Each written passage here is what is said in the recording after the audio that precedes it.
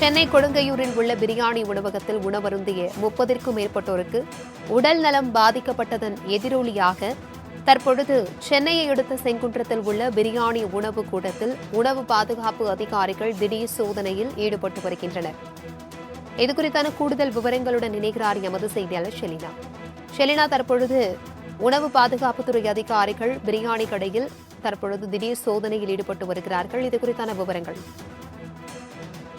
சமீப நாட்களாகவே உணவு பாதுகாப்புத்துறை அதிகாரிகள் என்பது தொடர்ச்சியான சோதனை என்பது நடத்தி வருகிறார்கள். குறிப்பாக மாட்டு இறைச்சி, அதே போல கெட்டுப்போன இறைச்சிகள் என்பது பல்வேறு இடங்களில் சென்னையில் விற்பனை செய்வது கண்டறியப்பட்டிருக்கக்கூடிய நிலையில் தொடர்ச்சியான ஆய்வுகளையும் சோதனையும் மேற்கொள்ளப்பட்டு வருகிறார்கள்.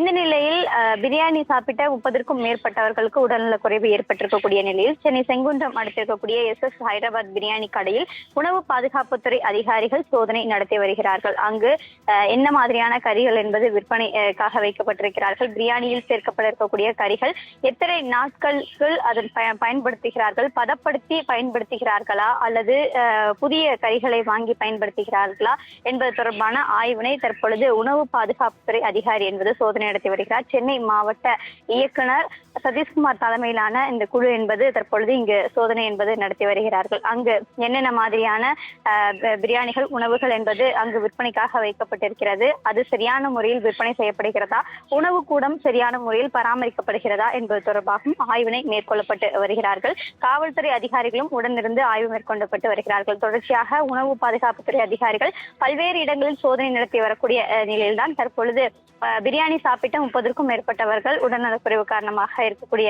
நிலையில் இந்த ஆய்வு என்பது SS ஹைதராபாத் பிரியாணி கடையில் ஆய்வு மேற்கொள்ளப்பட்டு வருகிறது.